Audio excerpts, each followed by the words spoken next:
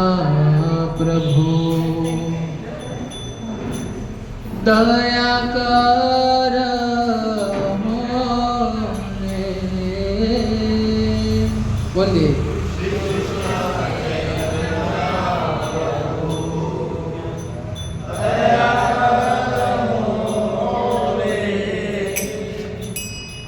श्री कृष्ण चैतन्य प्रभु दया कर मोरे। श्री कृष्ण चैतन्य प्रभु दया कर मोरे। तुम बिना के दयालु जगत संसारे। तुम बिना के दयालु जगत संसारे। पतित पावन हेतु तव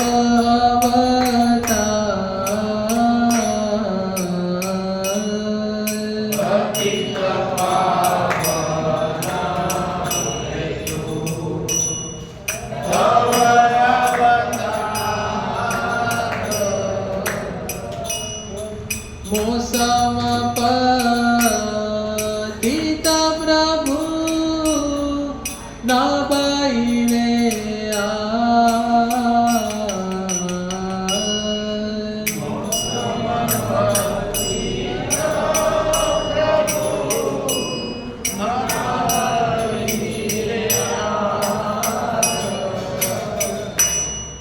आह प्रभु नित्यानंद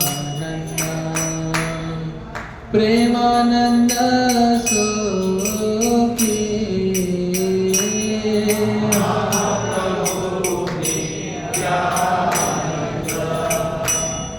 प्रेमानंद सुखी के पवल काना कर आमी बड़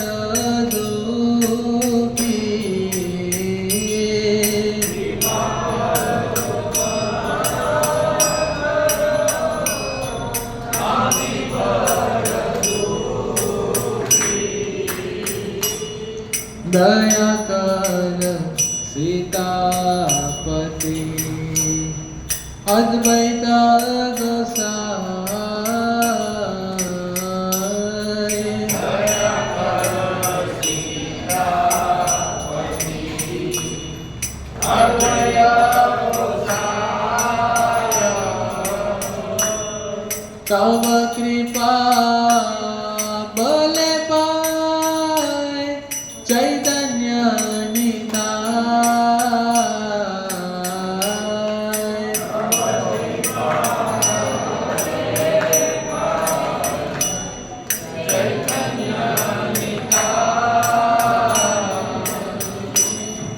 हा स्वरूप सनातन रूप रघुना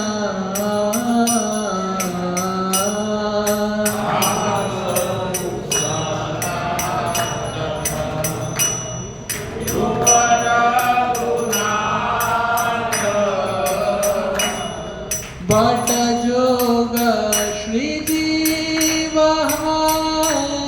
प्रभु लोकनाथ।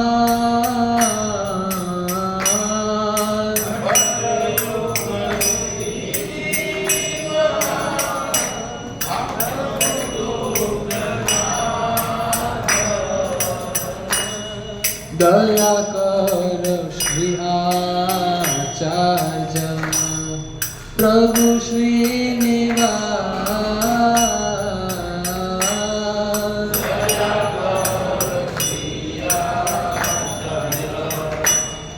प्रभु श्रीनिवास। रामचंद्र संग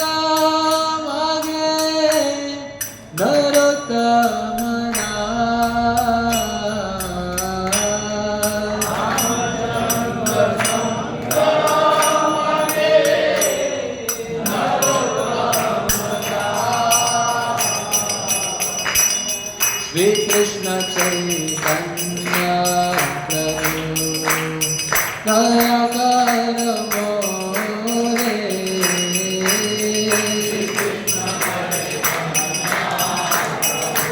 सब बोले उत्साह से श्री कृष्ण चैतन्य प्रभु दया कर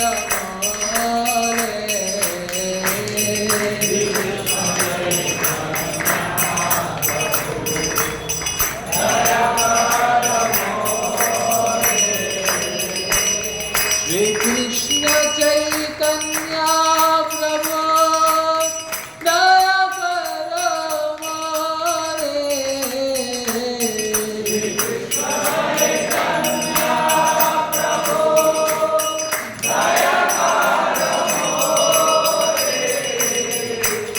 तुम बिना के दयालो जगत संसारे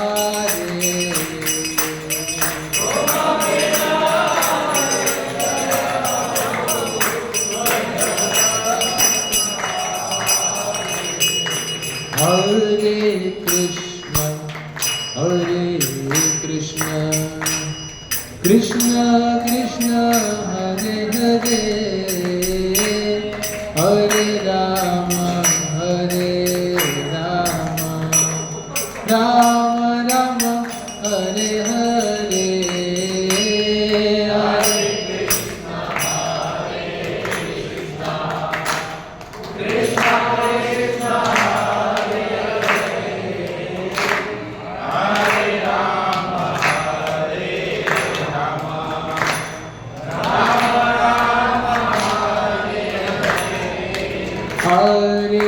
Krishna. Hare Krishna, Krishna Krishna, Hare Hare, Hare Rama, Rama Rama, Hare Hare, Hare Krishna, Krishna Krishna.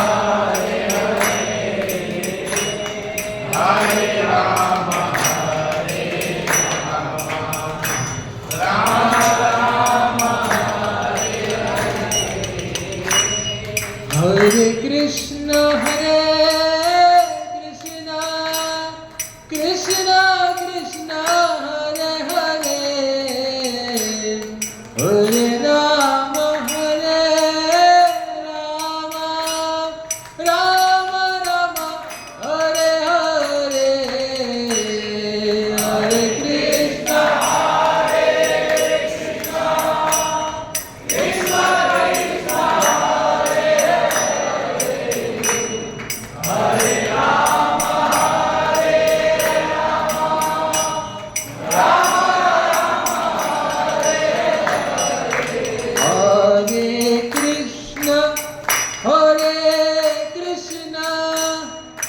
Krishna Krishna, Hare Hare, Hare Rama, Rama Rama, Hare Hare, Hare Krishna, आगे से आ जाए माता जी, खाली जगह बोलो।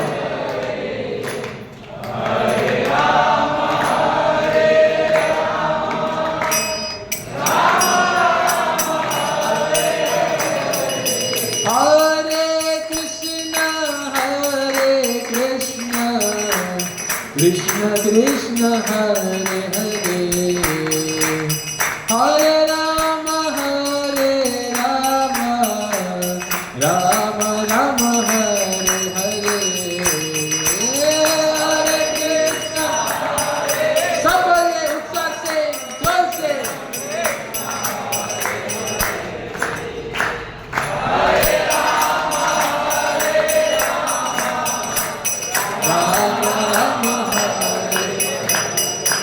Hare Krishna, Krishna Krishna, Hare Hare, Hare Ram, Ram Ram, Hare Hare, Hare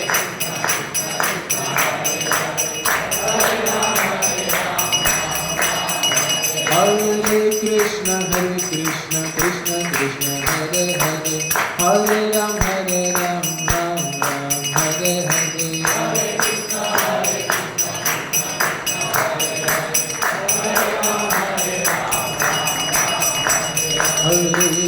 Hare Krishna, Krishna Krishna, Hare Hare, Hare Ram, Ram Ram, Hare Hare.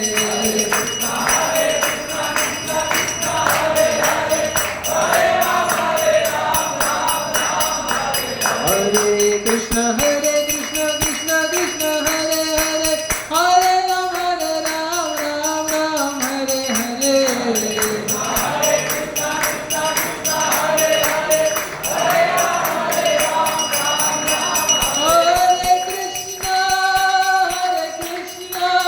Krishna Krishna, Hare Hare, Hare Rama, Rama Rama, Hare Hare.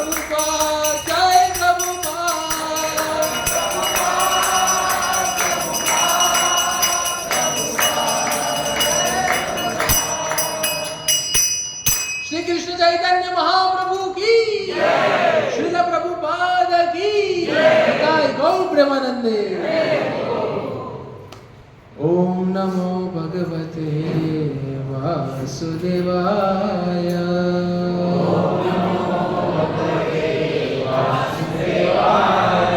ओम नमो भगवते वासुदेवाय।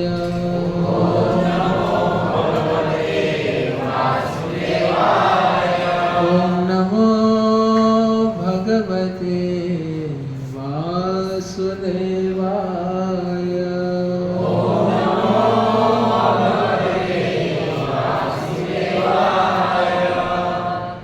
ओम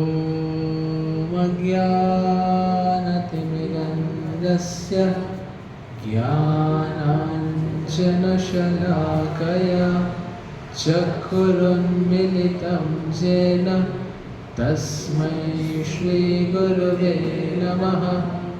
श्रीचैतन्यमनोभीष्टं स्थापितं येन भूतले स्वयं रूप कदा मह्यं ददाति स्वपदान्तिकं।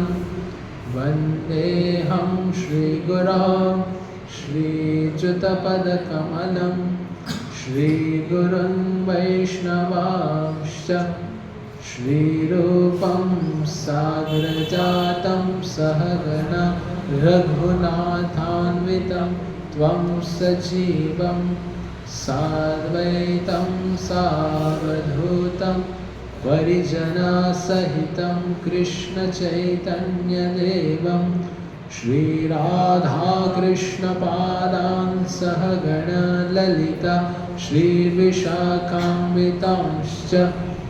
जय श्री कृष्ण चैतन्य प्रभु नित्यानंद श्री अद्वैत गदाधर श्रीवासदि गौर भक्तवृंद। हरे कृष्णा कृष्णा कृष्णा हरे हरे, हरे राम राम राम हरे हरे, हरे कृष्णा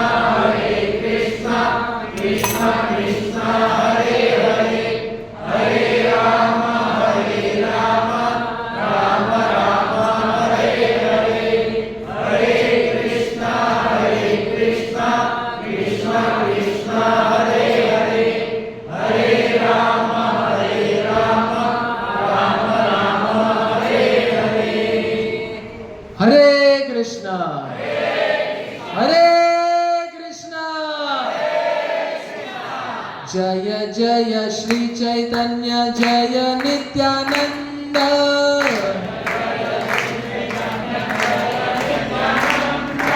जय अद्वैत चंद्र जय गौर भक्त वृंद।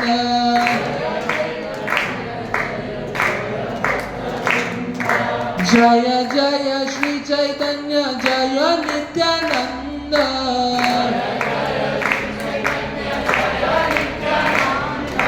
जय अद्वैत चंद्र जय गौर भक्त वृंद।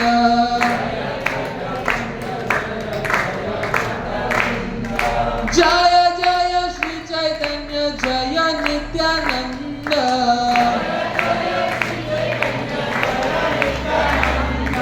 जय अद्वैत चंद्र जय गौर भक्त वृंद।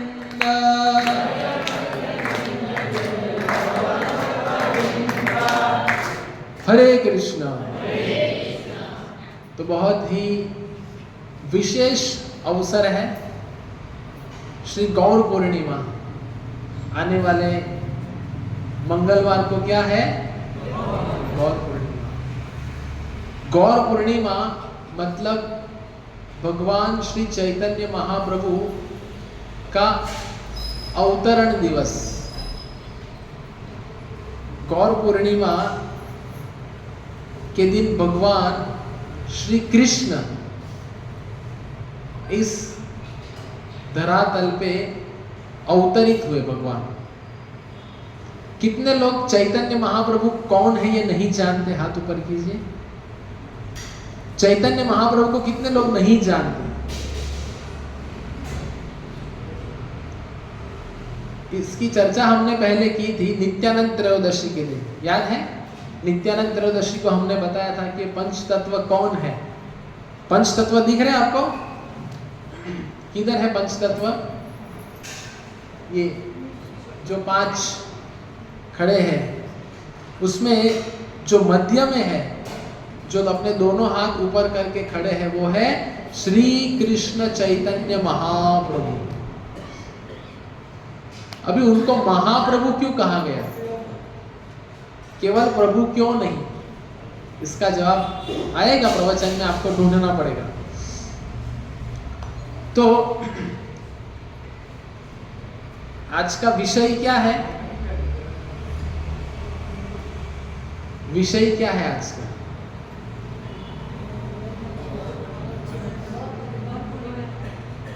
गौर पूर्णिमा विशेष, लेकिन उसके बाद भी हमने कुछ लिखा है।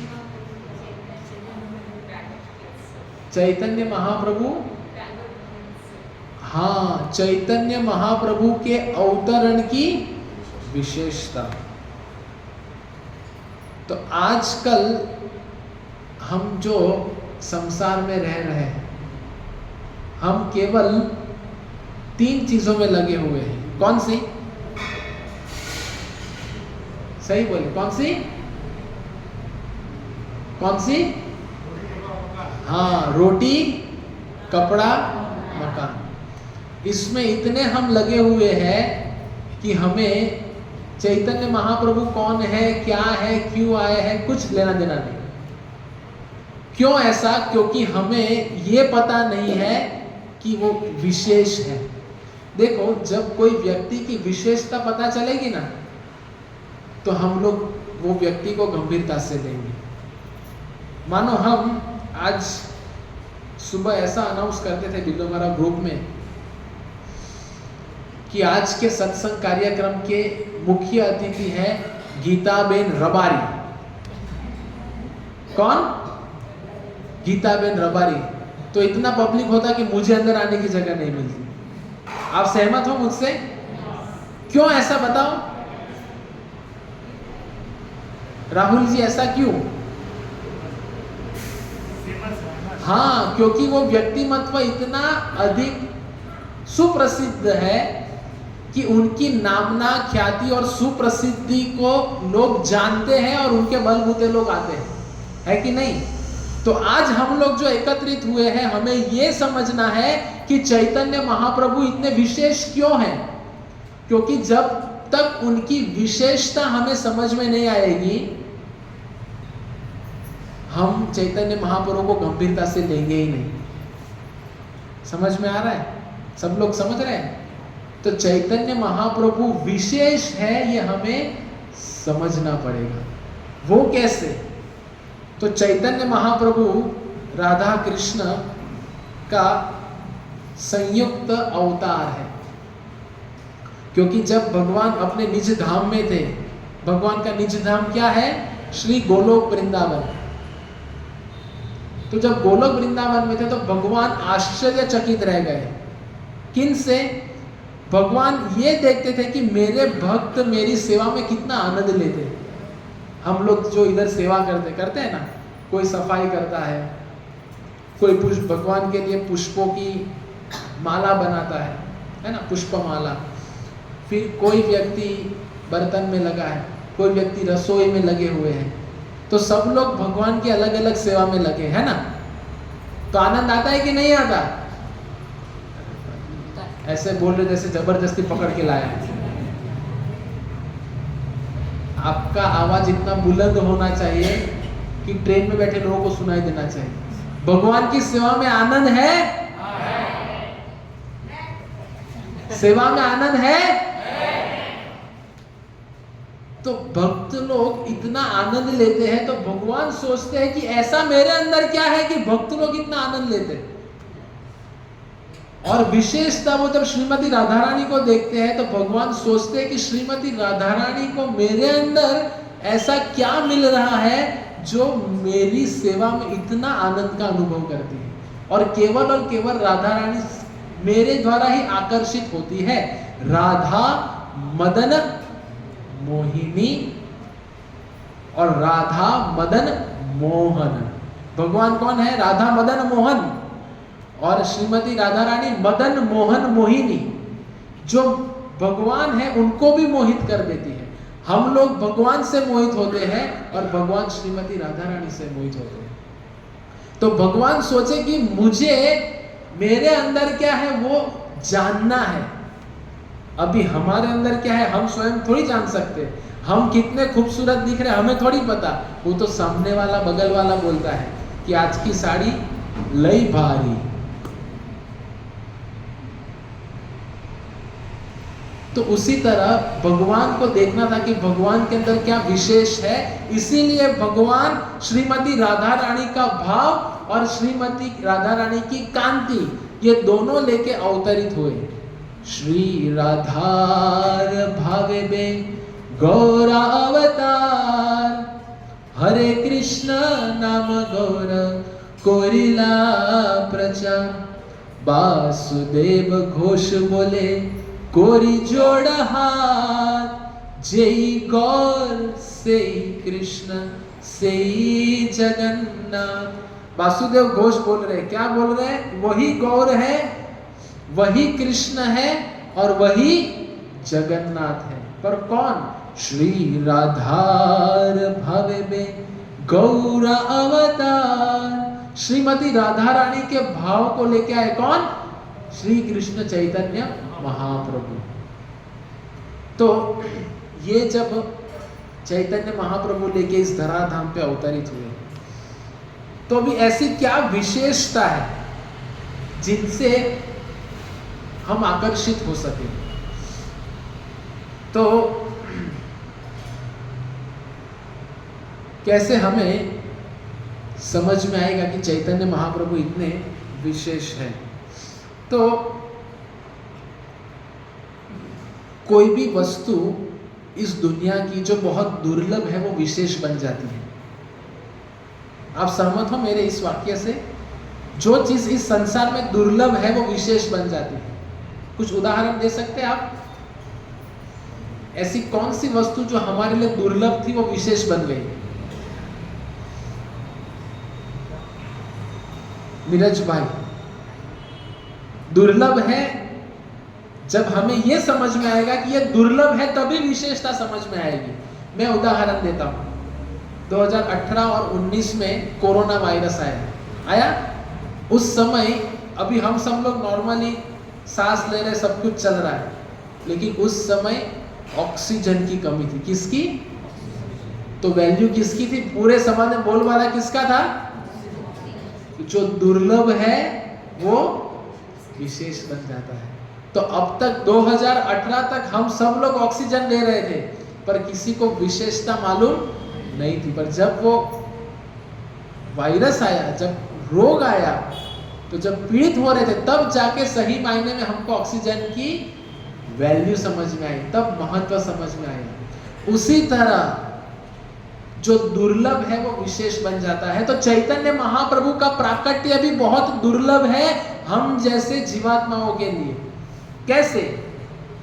तो जो कलयुग है, हम सब लोग कौन से युग में जी रहे हैं? सतयुग में, कलयुग में।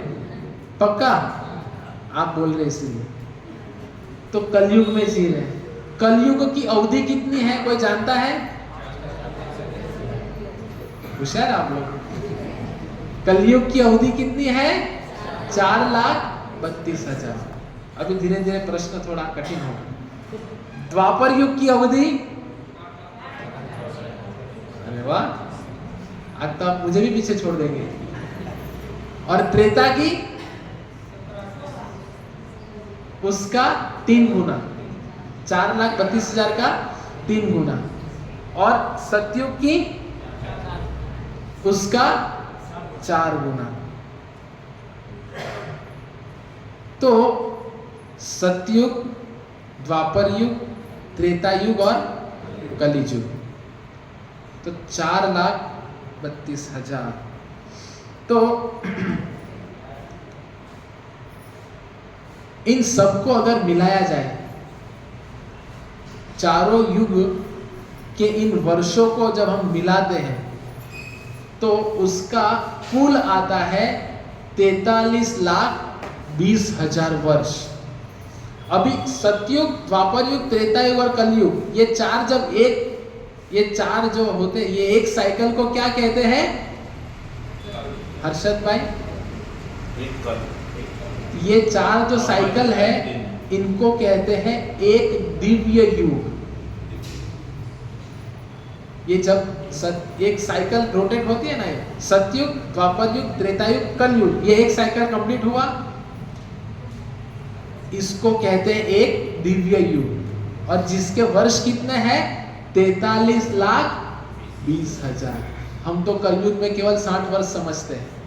50 वर्ष हो गया कि हम लोग समझ जाते हैं कि कभी भी बत्ती गुल हो जाएगी।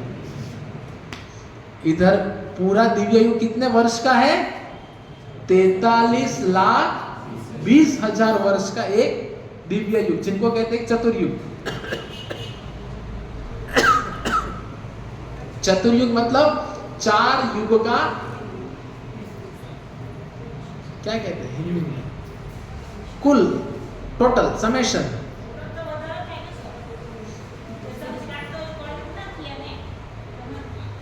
कलयुग का 4,32,000, 4,32,000 कलयुग, और सबको मिलाया जाए तो 43,20,000 वर्ष, ये एक दिव्य युग। समझ में आ रहा है? इतना तक समझा?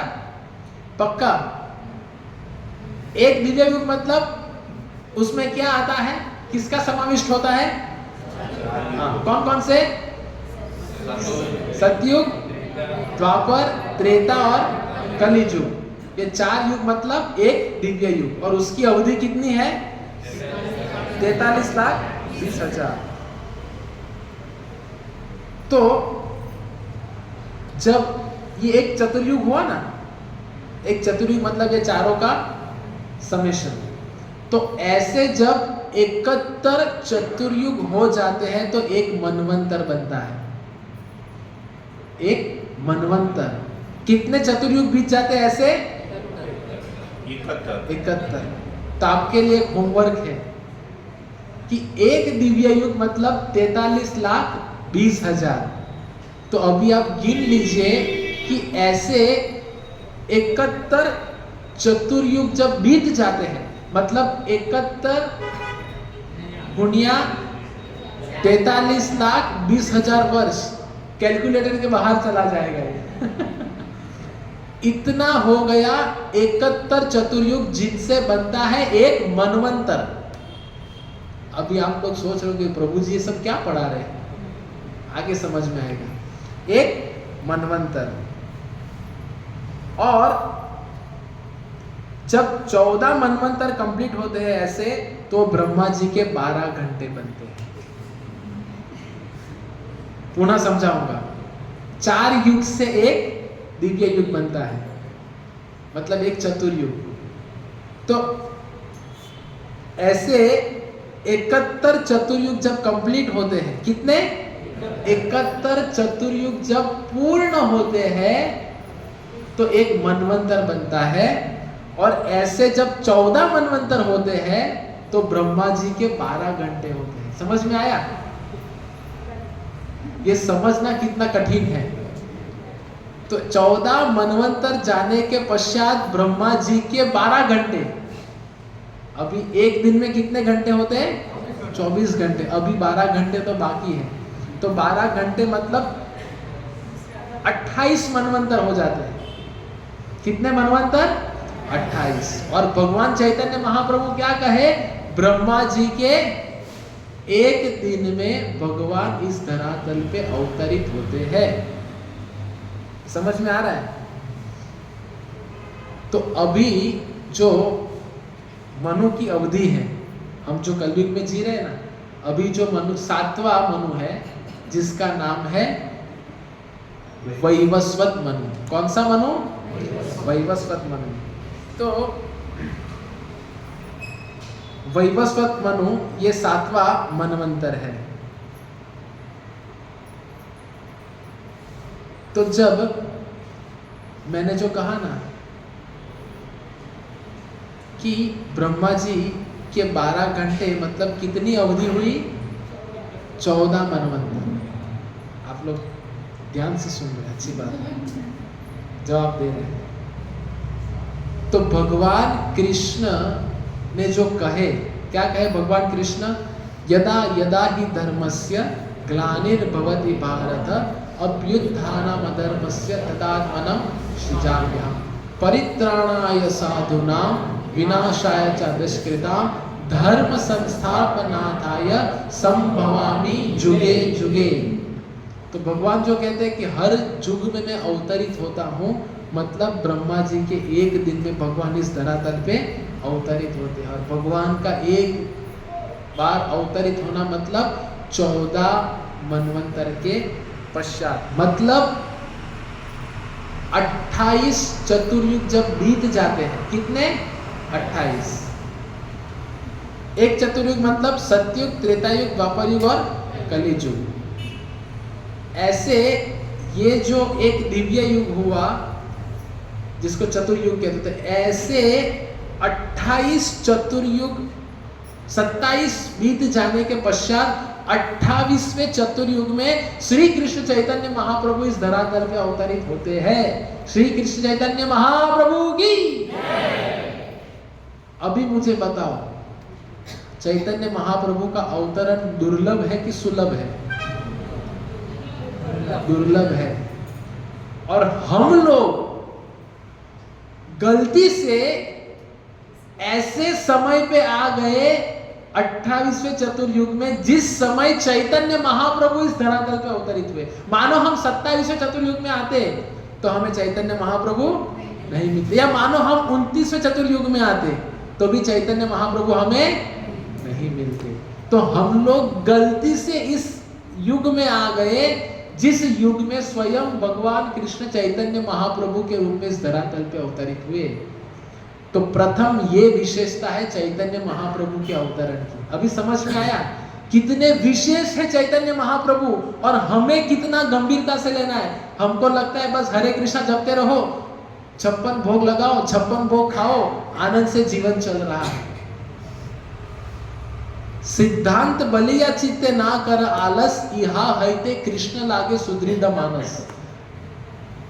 तो ये हमें समझना पड़ेगा कि इतने दुर्लभ है चैतन्य महाप्रभु हम सब लोग के लिए, और अगर हम लोगों ने ये मौका गवा दिया तो कितना राह देखना पड़ेगा?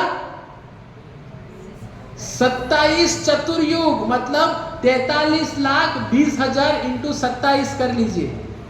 43,20,000 मल्टीप्लाई बाई 27, इतना राह देखना पड़ेगा चैतन्य महाप्रभु की कृपा प्राप्त करने के लिए। अभी मुझे बताओ, आप में से कितने लोग हैं जो इतनी राह देखना चाहते हैं? मैं हाथ नीचे कर लूं। मैं नहीं देखना चाहता। आप लोग चाहते हो? तो हमें ये मौका मिला है तो गंभीरता से लीजिए। अगले गुरुवार को हम लोग वापस आएंगे कि नहीं, कोई गारंटी नहीं। तो हरिनाम जपिए, जप कीजिए, शास्त्रों का अध्ययन कीजिए, और जो हमारे गुरुवर चैतन्य महाप्रभु ने हमें प्रदान किया है उनको गंभीरता से लीजिए। बात करते करते जप करना, घूमते घूमते जप करना, फेसबुक, इंस्टाग्राम और क्या आता है व्हाट्सएप, सीरीज, स्नैपचैट, तो ये सब कुछ अधिकांश में देखता हूँ आजकल भक्तों में ट्रेंड आ गया है। ये ट्रेंडिंग है। क्या ट्रेंडिंग है? माला करते करते मोबाइल बोलते, प्रभु जी ये उंगली क्यों बाहर निकाली थी पता है? मोबाइल पे घुमाने के लिए। इसके लिए उंगली बाहर निकालने दी थी। तो अगर हम ये सब कुछ करते रहेंगे तो चैतन्य महाप्रभु की कृपा प्राप्त नहीं होगी, और कितना राह देखना पड़ेगा, कितनी प्रतीक्षा करनी पड़ेगी? 27 चतुर्युग।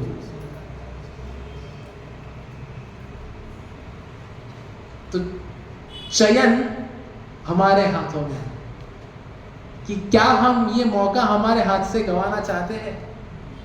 तो गंभीर बनिए, गंभीरता से सेवा कीजिए, सत्संग कीजिए, हरिनाम लीजिए, आलस मत कीजिए, यही मौका है। तो अगर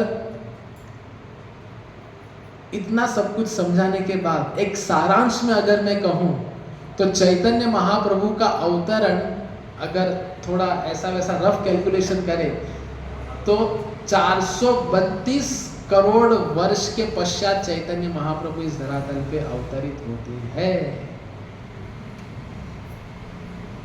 तो कृपया करके ये मौके को न गंवाइए। हम सब इंद्रिय भोग में लगे हुए हैं अभी, तो इंद्रिय भोग से थोड़ा दूर हटिए और भगवान की सेवा में लगिए।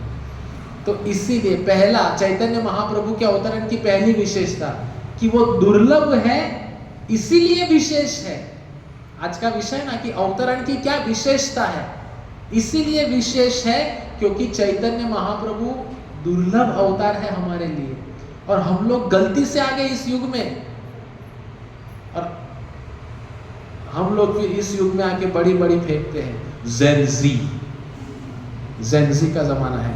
मैं तो दाढ़ी रखूंगा मस्त शेप में, विराट कोहली के जैसे मूंछ रखूंगा और उसको ताव दूंगा ऐसे, मी मराठा, और फिर अलग हेयर स्टाइल, जो भी है। तो जो व्यक्ति हरे कृष्ण आंदोलन में जुड़ता है, जो भगवान को समर्पित हो जाता है, सबसे पहले बाल मुंडवाए जाते हैं। क्यों? क्योंकि हर एक व्यक्ति को ज्यादा से ज्यादा आसक्ति अपने बालों में होती है, चाहे वो स्त्री हो या पुरुष हो। तो ये क्योंकि अधिकांश समय हम हमारा जीवन का आईने में बिताते हैं ना। सुबह उठते ही फिर ब्रश करते करते, फिर रेडी होने के बाद केश सजाने के लिए, फिर सब कुछ होने के बाद बार बार। तो ये अमूल्य मनुष्य जीवन में बाल सजाने के लिए नहीं है। भजहु रे मना श्री नंदनंदन अभय चरणर बिंदरे। आगे क्या कहते? दुर्लभ मानव जनाम सत्संगे तरह हुए भव सिंदुरे। कितना सुंदर। भजहु रे मना, मन को कह रहे हे मन भजन कर, किसका? श्री नंदनंदन अभय चरणर बिंदरे। ऐसे भगवान जिनके चरण अभय प्रदान करने वाले हैं, ऐसे भगवान की शरण ले लो। और ये मनुष्य जीवन जो दुर्लभ है, दुर्लभ मानव जन्म सैम संगे, ऐसा कहा है, क्या कहा है? जन्म सत्संगे, तो सत्संग कीजिए। तो ये चैतन्य महाप्रभु के अवतरण की पहली विशेषता। दूसरी विशेषता कि चैतन्य महाप्रभु इस धरातल पे जो अवतरित हुए, बाकी जितने भी भगवान के अवतार हुए वो धर्म की स्थापना करने के लिए। किसकी स्थापना? धर्म की स्थापना। पर चैतन्य महाप्रभु का एक ही अवतार ऐसा है जो धर्म के साथ साथ हर एक लोगों के हृदय में भाव की भी समस्तुति करते हैं। तो चैतन्य महाप्रभु जो ओपन हार्ट सर्जरी करते हैं, जैसे जगाई मधाई का हमने पिछले बार भी वृत्तांत लिया था कि जगाई मधाई को चैतन्य महाप्रभु ने मारा नहीं, उनके हृदय में भगवान के लिए भाव प्रकट किया।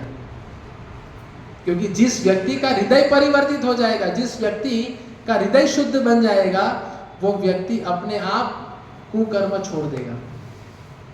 तो चैतन्य महाप्रभु इस धरातल पे धर्म की स्थापना तो कर रहे हैं, लेकिन धर्म की स्थापना के साथ ही साथ हर एक व्यक्ति के हृदय में भाव की संस्तुति करते हैं। क्योंकि चैतन्य महाप्रभु श्रीमती राधा रानी का भाव लेके आए हैं। और चैतन्य महाप्रभु जितने भी अपने अवधि में थे, केवल हरे कृष्ण नाम का प्रचार किया।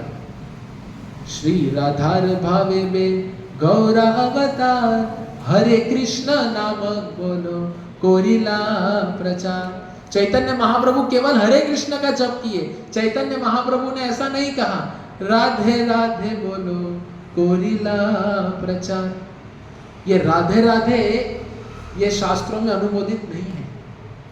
क्यों अनुमोदित नहीं है? आजकल हम देखें सब व्हाट्सएप पे, इंस्टाग्राम पे, सब जगह क्या चल रहा है? ब्रज में जाओगे तो सब लोग राधे राधे राधे राधे। ब्रजवासी वो राधे राधे बोल सकते हैं। जब हम ब्रज में जाते हैं, जब हम वृंदावन जाते हैं, तो हम भी सुन के आते हैं, सीख के आते हैं, सबको बोलते हैं राधे राधे। राधे राधे बहुत उच्च स्तर है, हम लोग वो नहीं बोल सकते। अगर राधे राधे बोल सकते हैं तो हरे हरे क्यों नहीं बोल सकते भाई? हरे कौन है? हम लोग तो केवल 2 बार बोलते हैं राधे राधे, लेकिन हरे कृष्ण महामंत्र में कितने बार हरे आता है? बोलो मनीषा माता जी। देखो, हरे कृष्ण कृष्ण कृष्ण हरे हरे, 8 बार हरे हरे आता है। मतलब फायदा किसमें बताओ? फायदा किसमें है? राधे राधे जप करने में है या हरे कृष्ण महामंत्र जप करने में? हरे कृष्ण महामंत्र में हरे मतलब श्रीमती राधा रानी है।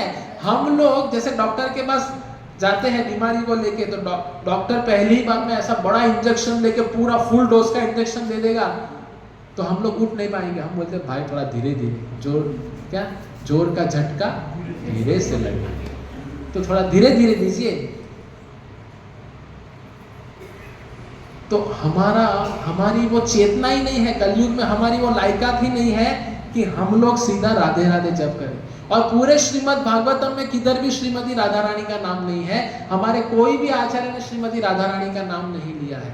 तो अगर हम ले रहे हैं मतलब हम उनसे श्रेष्ठ हैं, ये उसका मतलब होता है कि नहीं?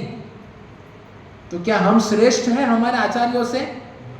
इसीलिए हमारे आचार्यों ने जो हमें दिया है, हमें वही करना है, उसमें ही हमारी सफलता है। ये मेरा सुन के कई लोग के दिल को धक्का भी लग सकता है। कई लोग बोलेंगे कि प्रभु जी ये हरि कीर्तन को क्या समझ में आता है, हरि कीर्तन कुछ भी बोलता है। पर मैं जो बोल रहा हूँ शास्त्रों से बोल रहा हूँ, मैं जो बोल रहा हूँ आचार्यों से जो सुना है पढ़ा है वो बोल रहा हूँ। मेरा स्वयं का कोई मंतव्य नहीं है। श्रीमद् भागवतम में किधर भी राधा रानी वो बहुत उच्च स्तर है, और हम जैसे लोग ये उच्च स्तर का नाम जप नहीं कर पाते। इसीलिए हमारे लिए आचार्यों ने क्या दिया है? हरे कृष्णा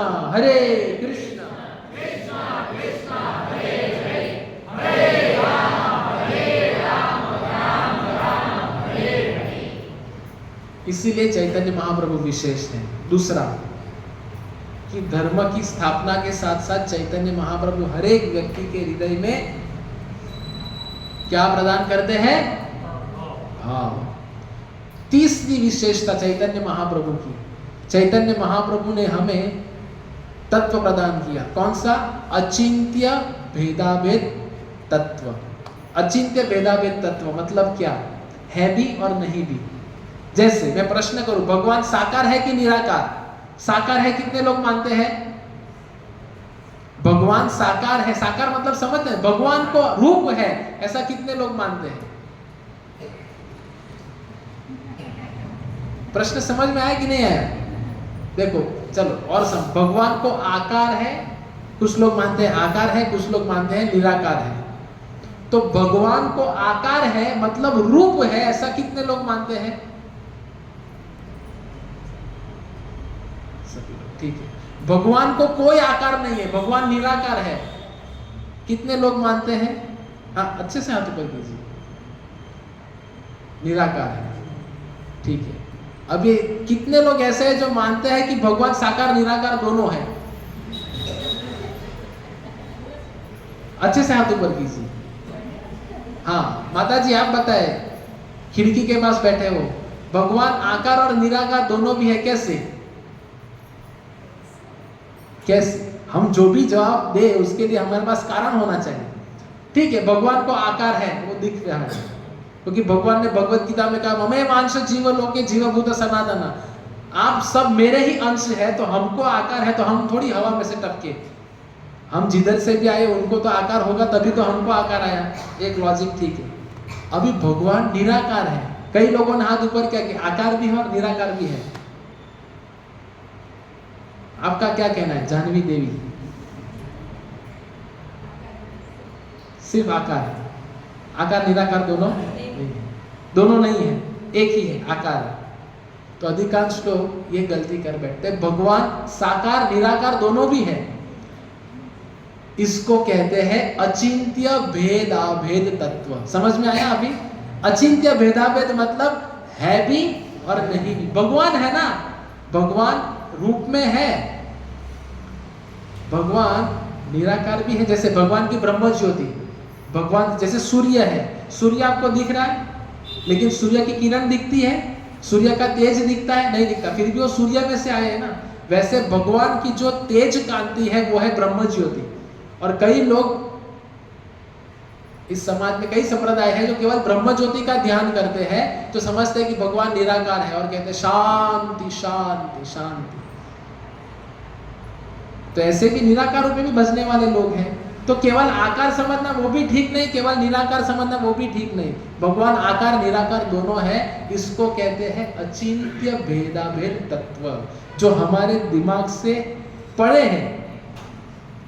तो ये क्यों थोड़ा कठिन लग रहा है? क्योंकि हम शास्त्र पढ़ते नहीं। तो शास्त्र पढ़ेंगे, जानेंगे, तभी तो चैतन्य महाप्रभु विशेष है ना। अभी तो इतना ही समझ रहा था, चैतन्य महाप्रभु ने हरि नाम का प्रचार किया, बस हरि नाम लो, कुछ भी करो चलेगा। बाहर से भूख लगी है, फाफड़ा ले लो लारी पे से, दशहरा आ रहा है, मतलब गया जो भी, फाफड़ा जलेबी ले लिया, ऐसा फाफड़ा जलेबी के पैकेट को उठाया, श्री विष्णु श्री विष्णु श्री विष्णु, खा लो, भोग लग गया। उसमें थोड़ी कांदा प्याज लहसुन आता है? नहीं आता। चलेगा फाफड़ा जलेबी? नहीं चलेगा। भगवान को भक्त द्वारा बनाया गया ही भोग भगवान स्वीकार करते हैं। कोई कहेगा मेरा भाव ठीक है, अरे हमारा भाव का तो क्या कहना भाई, हम ही जानते हैं। क्योंकि हमारा भाव आज अलग है, हमारा भाव कल शादी में अलग हो जाएगा। हमारा भाव परिस्थितियों पर निर्भर है। हम घर में जाएंगे, घर में किसने जोर से बोले गुरुवार को जो नियम अप्लाई करना है करो, घर पे होम मिनिस्टर मैं हूं, घर पे अपना चलेगा भाई, अपन की स्टाइल का मामला है, तो उधर सब भाव फेल हो जाता है। तो ऐसे हमारे भाव बदलते रहते हैं। जैसे अभी कीर्तन चल रहा है, तो कई लोग को ऐसा लगता है कि हाँ बस यही दुनिया है, यही होना चाहिए, लेकिन जैसे प्रसाद देने के पश्चात एक कमरे से बाहर जाएंगे भाव बदल जाएगा, है ना? होता है ऐसा, अनुभव किया है, अधिकांश लोगों ने अनुभव किया। तो इसीलिए सब कुछ भाव के ऊपर नहीं चलता, भाव के साथ साथ सिद्धांत होना बहुत आवश्यक है। तो चौथी विशेषता चैतन्य महाप्रभु के अवतरण की, चैतन्य महाप्रभु ने महत्व दिया तत्व के साथ साथ रस को। भक्ति के रस, चैतन्य महाप्रभु का जो प्रेम प्रचारण और पाषाण दलन, तो जो चैतन्य महाप्रभु, ठीक है अब तक जो भी भगवान के अवतार हुए तत्व से समझ सकते हैं, लेकिन विशेषकर चैतन्य महाप्रभु ने अपने इस अवतरण के द्वारा तत्व के साथ साथ रस को भी प्रदर्शित किया। रस को प्रदर्शित करना मतलब आम के रस की बात नहीं चल रही। रस मतलब चैतन्य महाप्रभु जब हरिनाम लेते थे, जब भगवान का नाम जप करते थे तो मंत्र मुग्ध हो जाते थे, भाविभोर अवस्था में चले जाते थे। जैसे अद्वैत आचार्य के जीवन की घटना है। अद्वैत आचार्य जो है वो चैतन्य महाप्रभु के पहले अवतरित हुए थे। हमने मनाया ना, अद्वैत आचार्य का आविर्भाव मनाया, नित्यानंद प्रभु का आविर्भाव मनाया, और अब ये चैतन्य महाप्रभु का। तो अद्वैत आचार्य जी जो महाप्रभु से अगर देखा जाए तो उम्र में बड़े हैं, तो महाप्रभु हमेशा उनका आदर सत्कार करते थे। तो जो अद्वैत आचार्य को कभी पसंद नहीं था कि महाप्रभु भगवान होके मुझे आदर सत्कार दे, तो इसीलिए अद्वैत आचार्य जी ने क्या किया, मायावाद का प्रचार करना शुरू कर दिया। किसका प्रचार? मायावाद। अद्वैत आचार्य सब जगह लोगों को बोले भगवान को आकार नहीं है, भगवान निराकार है, ये है वो है, सब जगह मायावाद का प्रचार करने लगे। तो जब चैतन्य महाप्रभु ने देखा कि अद्वैत आचार्य मायावाद का प्रचार कर रहे थे, तो चैतन्य महाप्रभु ने बहुत जोर से अद्वैत आचार्य जी को चाटा लगाया और कहा आप क्या कर रहे हो। तो अद्वैत आचार्य जोर जोर से नाचने लगे कि मैं यही दुनिया के सामने प्रदर्शित करना चाहता था कि चैतन्य महाप्रभु ही विशेष है, मैं बहुत तुच्छ हूँ, मैं कोई बड़ा व्यक्ति नहीं हूँ। हालांकि मैं एक निमित्त बना चैतन्य महाप्रभु के अवतरण के लिए, क्योंकि चैतन्य महाप्रभु किसकी प्रार्थना से आए? अद्वैत आचार्य जी की प्रार्थना से आए। तो अद्वैत आचार्य जी कहे कि मैं एक निमित्त बना हूँ, पर मैं हमेशा चैतन्य महाप्रभु का दास हूँ। तो इसमें सिद्धांत स्थापित होता है कि तत्व है, सिद्धांत है, लेकिन उससे सर्वोपरि क्या है? भगवान के नाम में रुचि, वैष्णव सेवा, जीव दया और नाम रुचि। तो ये तीन सिद्धांत चैतन्य महाप्रभु स्थापित करते हैं। वैष्णव सेवा, वैष्णव की सेवा, जीव दया, लोगों के प्रति करुणा दिखाना। जब करुणा दिखाएंगे तभी तो प्रचार कर पाएंगे ना। और ये सब कुछ कब होगा? जब हमारे अंदर क्या होगी? हरे कृष्ण हरे कृष्ण कृष्ण कृष्ण हरे हरे, हरे राम राम राम हरे हरे। जब हमारे अंदर ये नाम रुचि आएगी तब जाके हम इन सब चीजों को कर पाएंगे। और भी दो विशेष कारण चैतन्य महाप्रभु के अवतरण के बचे हैं, वो हम अगले गुरुवार को चर्चा करेंगे। पर तब तक के लिए हम ये आने वाली गौर पूर्णिमा को, मंगलवार को, इतना जो बताया उसके ऊपर मनन करें। इतना समझ ले कि इतने विशेष है चैतन्य महाप्रभु कि मुझे ये अवसर नहीं गंवाना है। इसी जन्म में मुझे भगवत प्राप्ति करनी है और उसके लिए मैं लग जाऊंगा, हरि नाम लूंगा, 4 नियम पालन करूंगा, सत्संग में आऊंगा, प्याज लहसुन छोड़ दूंगा, बाहर का खाना छोड़ दूंगा, गंभीरता से भक्ति करूंगा। ये सब होगा तभी जाके चैतन्य महाप्रभु की कृपा मिलेगी, अन्यथा नहीं मिलेगी। हरे कृष्ण कृष्ण कृष्ण हरे हरे, हरे राम राम राम हरे हरे। तो क्यों विशेष है चैतन्य महाप्रभु? और दो प्रमुख कारण है, वो हम आने वाले गुरुवार को देखेंगे। तब तक के लिए आपको इंतजार करना पड़ेगा। हरे कृष्ण। किसी का कोई प्रश्न?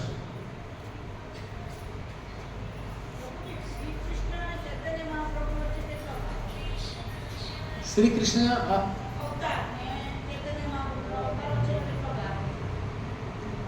श्री कृष्ण चैतन्य महाप्रभु कौन से युग में आए? श्री कृष्ण भगवान 5000 वर्ष पूर्व अवतरित हुए और चैतन्य महाप्रभु अभी अभी अवतरित हुए 500 वर्ष पूर्व। तो फासला बड़ा लंबा है। भगवान कृष्ण कौन से युग में अवतरित हुए? द्वापर युग में। और चैतन्य महाप्रभु कलियुग युग के शुरू में। कितनी अवधि है? 4,32,000। कितना वर्ष, अभी तो शुरुआत हुई, कितना वर्ष बीता? 5000 से ऊपर। हाँ, भगवान कृष्ण स्वधामा उपगते, जब भगवान अपने धाम में जैसे गए कि इधर कलयुग की शुरुआत हो गई। तो अभी तो सोच लीजिए, अभी बहुत कलयुग बाकी है। पुनरपि जन्म पुनरपि मरणम पुनरपि जननी जठरे शयनम, अगर ये संधि को अगर हम गवा देंगे, ये अवसर गवा देंगे, तो कलयुग अभी बहुत बाकी है। अभी हम देखते बाहर कितना हाँ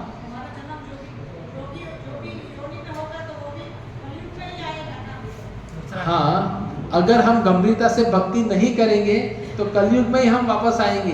पर अभी इतना खतरनाक कलयुग चल रहा है, तो सोचिए जब और आगे कलयुग आएगा उसमें भक्ति और दुर्लभ हो जाएगी। जैसे अभी हम समझ रहे हैं कि भक्ति करना बहुत कठिन है, तो और आगे कलयुग में तो कितना कठिन होगा। तो इसीलिए अभी गंभीर बन जाइए, अभी भक्ति कीजिए, अभी खेल खत्म कर दीजिए। पुनः जन्म नहीं लेना है अभी इस संसार में, जन्म लेना है लेकिन भगवान कृष्ण के चरणों में, वो लोग वृंदावन में। वो कब होगा? उसके लिए सब शास्त्र विधि पालन करनी पड़ेगी। और कोई? तो आज सभी माताओं ने मिलकर चैतन्य महाप्रभु की प्रसन्नता के लिए विशेष भोग बनाया है, जो लग चुका है और आप सब लोग को मिलेगा। आज कुछ भी नहीं समझा तो ये समझा तो ये बहुत बड़ी बात है, क्योंकि प्रसाद की भी विशेषता है। और इसके साथ साथ में आने वाले मंगलवार को नवसारी मंदिर में भी बहुत बड़ा कार्यक्रम है महाप्रभु के अवतरण के उपलक्ष्य में। कई लोग को थोड़ा कंफ्यूजन है कि उस दिन ग्रहण है, तो क्या करें। जब वास्तव में चैतन्य महाप्रभु इस धरातल पे अवतरित हुए थे तभी भी ग्रहण लगा था, तो 500 वर्ष के बाद आज ऐसा संयोग आया है पुनः। क्यों भगवान के जन्म के समय ग्रहण हुआ? क्योंकि भगवान चाहते थे कि मेरे जन्म के वक्त सभी लोग, भक्त लोग तो मेरा नाम लेते ही है, लेकिन मैं चाहता हूं कि मायावादी लोग, राक्षस, फिर क्या वो नास्तिक, आस्तिक, सब लोग आए। क्योंकि ग्रहण के समय पे क्या होता है, सब लोग पालन करते हैं, आस्तिक हो या नास्तिक हो। और प्रथा क्या थी पहले? सब लोग गंगा नदी के किनारे आते, गंगा में डुबकी लगाते, गंगा में स्नान करते और हरि हरि का जप करते। तो चैतन्य महाप्रभु ऐसे माहौल में प्रकट हुए जब हरि नाम चल रहा था। तो हम लोग भी ग्रहण के समय पे निरंतर 24 घंटा हरि नाम लेते रहे। हरे कृष्णा कृष्ण कृष्ण हरे हरे, हरे राम राम राम हरे हरे। और हरि नाम लेते लेते लेते भगवान को वास्तव में हमारे हृदय में अवतरित करे, ये भगवान का प्रयोजन है। तो ग्रहण के समय में कुछ चिंता करने की जरूरत नहीं, जो सेवा नीति नियम चालू रखिए, पर हर एक भोग में तुलसी पत्र और कुशाग्रास रखिए, दूर्वाग्रास जो मिलता है उसको रखिए। सब भोग कोई भी अशुद्ध नहीं होगा। दिन भर नाम जप कीजिए, शास्त्र पढ़िए, हरि कथा, हरि कीर्तन, हरि सेवा। हरे कृष्ण। श्रील प्रभुपाद की जय। सभी के लिए प्रसाद।